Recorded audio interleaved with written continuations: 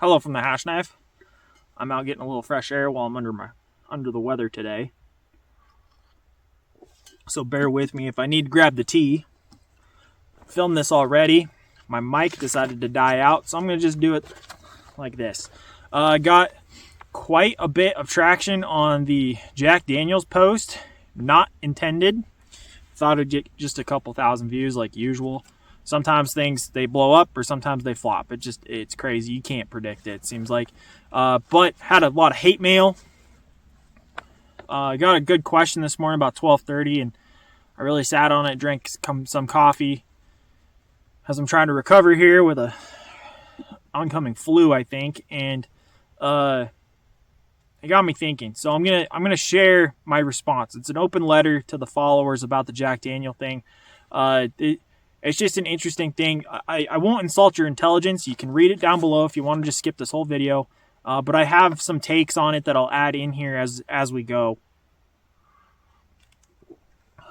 For those that don't know me, I freaking love bourbon. And I lived in bourbon country for 3 years, and I got to go on the bourbon trail. I'm pretty knowledgeable about the production process. I've talked to a lot of distillers, gone through, obviously, practically every tour I could.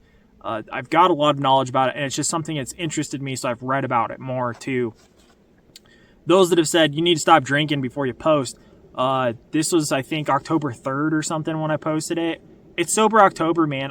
That's one thing that I enjoy is I do Sober October. This is my 3rd year now.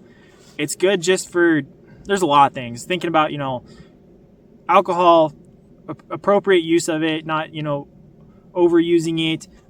It's also a charity event. I didn't realize out of the UK for cancer. So check that out if you're interested. But it's a good reset. It's a good mind opening thing. I did this when I was sober. That's the point. It's October 16th, I think, today. And I did this when I was sober, which was like the 2nd or 3rd, like I said. And it's just funny when people are like, you were drunk. I'm like, no, it wasn't actually. Good try though. But anyway, the question is a great one. It's one of the few respectful things I've gotten in this whole debacle. So I'm going to pose the question, then give you the answer, and I'll have my takes throughout. So the question was, just curious about your Jack Daniels reel that you posted a few days ago. Where did you get all your information from? And do the large amount of comments change or strengthen your view of the situation? I love this because it's a nuanced question. And you'll find out too with the information that's about to come out from this question. This is somebody who's in tune with the situation, and I would love to have them, if we had an open forum, like hour-long discussion like we used to on YouTube, I would love to have them on there because it would be great. But I said, I am from Lynchburg, which is where Jack Daniels is from, Lynchburg, Tennessee, and I've been very privy to the situation for the past few years. My family used to haul mash, but got pushed out in the 80s during a similar reduction in production. Very interesting take. And I appreciate the respect in it because they're just curious. I really appreciate the approach here. The answer.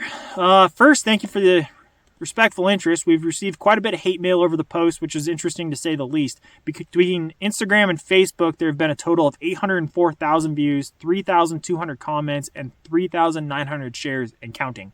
I also did post this on YouTube. It didn't take off, it actually did what I expected, which is a couple thousand, some comments, and that was it. Unfortunately, with full-time jobs and ranching, when we come home, we do not have the time capacity, I do not, to keep up with the sheer volume this size like we usually do. I try to comment or like or do something for as many as comments. I just couldn't with this one. It took off so rapidly. I also have a couple other videos that we've had on YouTube. Same thing. It's at a certain point you have to say, I can't do this, and just let it go. Good or bad, you got to let the comments go. The take was expected to take a few thousand views like usual, not to blow up at this extent. As for the information, that came directly from articles and firsthand experience. Kaylin, it's me, the one who posted, lived in Kentucky for 3 years, spent time learning extensively about the distilling industry while there. I promise you I did. The mash issue, where it relates to cattle, is a unique situation. Distillers in the region often choose to do one of 3 options. And I'll outline these here as I go. But like I said, not only quite literally a drinking interest, but then also just a process interest and a history interest, because I'm a history guy. I really did have and done and all sorts of. I've experienced distilling extensively. So it's not like I just come out of Montana with this harebrained idea with no context to the situation.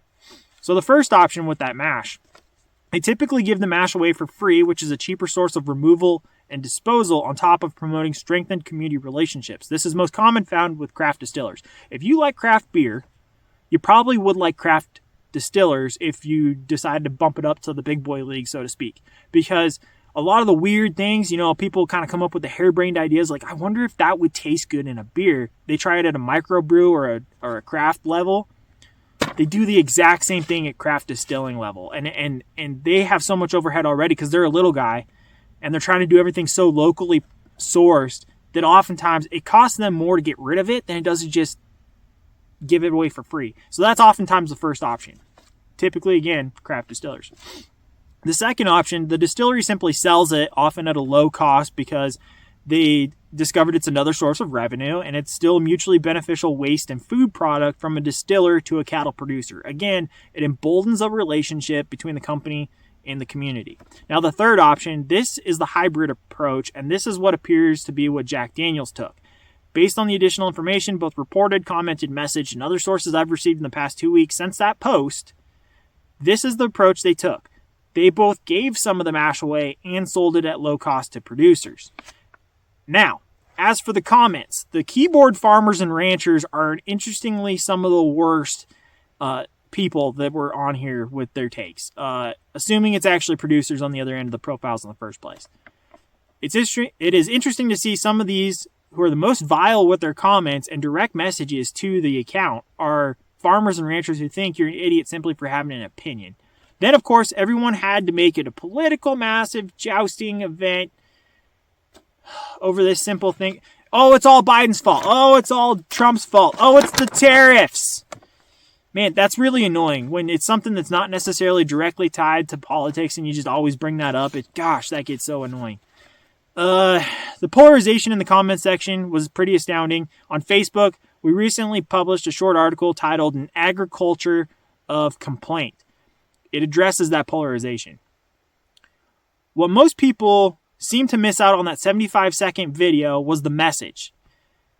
All the keyboard farmers repeat all the same things, and all the political activists reciprocate that exact same mentality. Those are the nuanced concerns that just don't fit in a minute and 15-second video clip. However, below are some common threads and the take we have to them.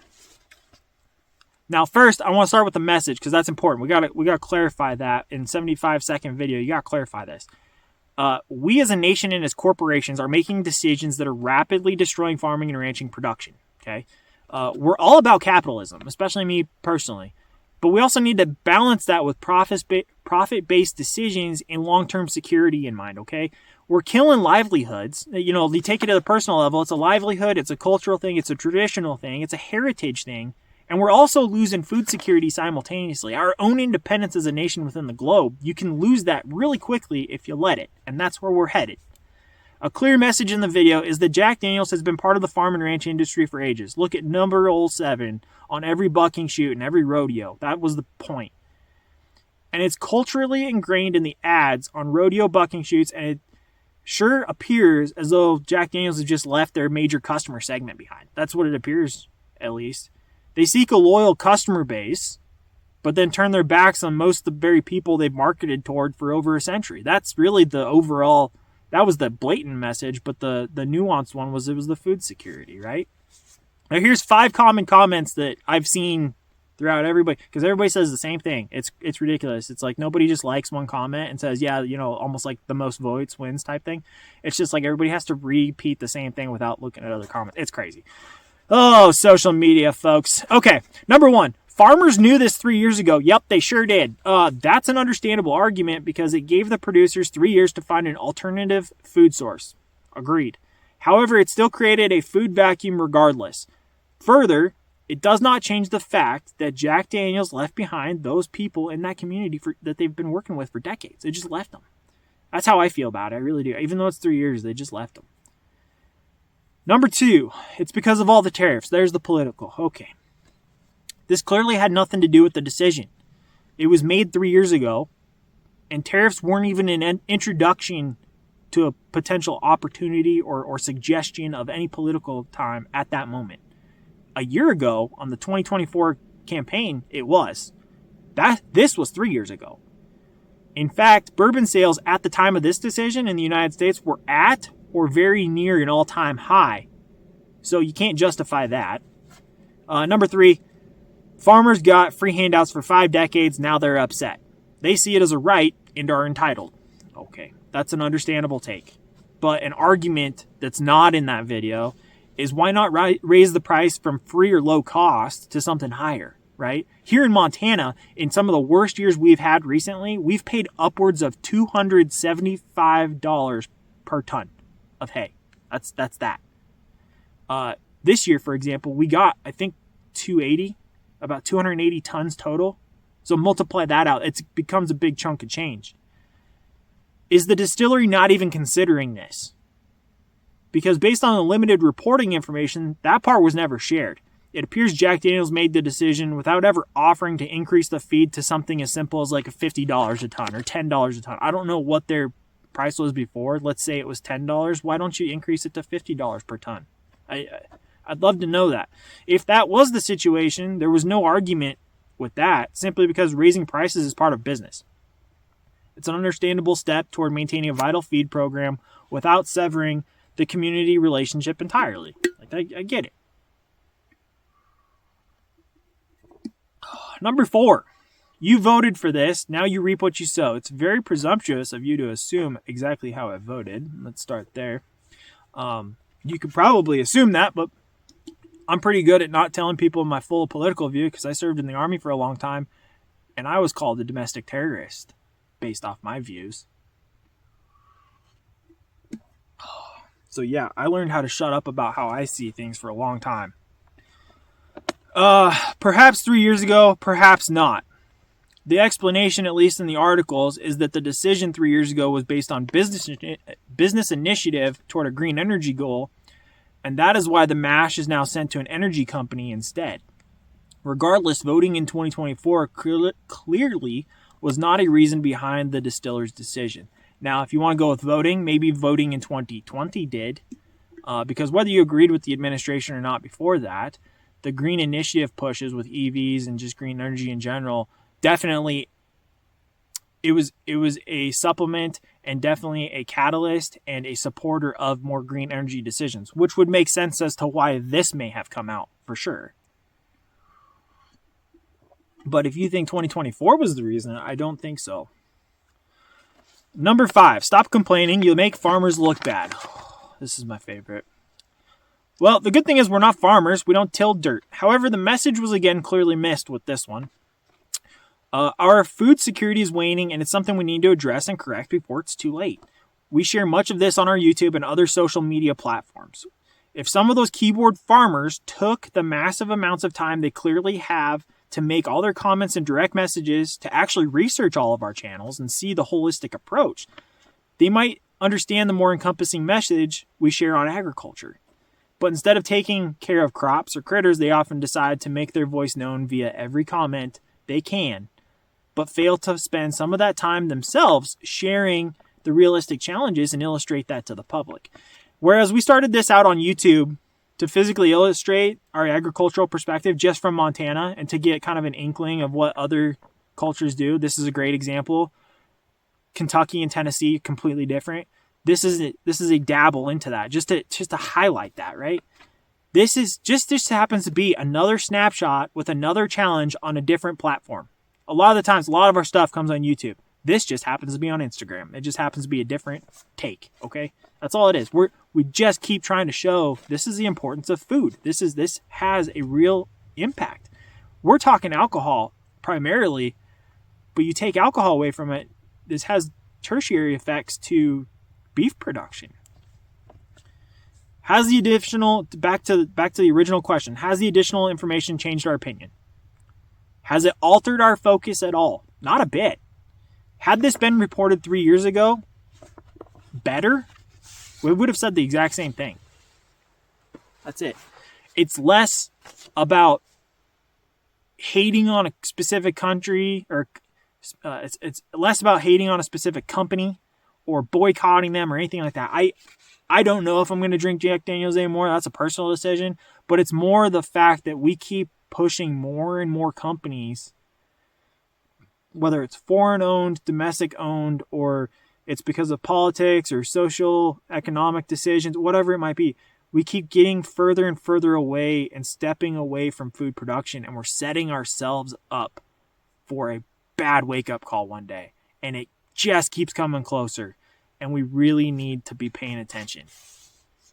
That's not just a political thing. That's a food thing. That's an economic thing. That is a survival thing. Thanks. Until you're better paid.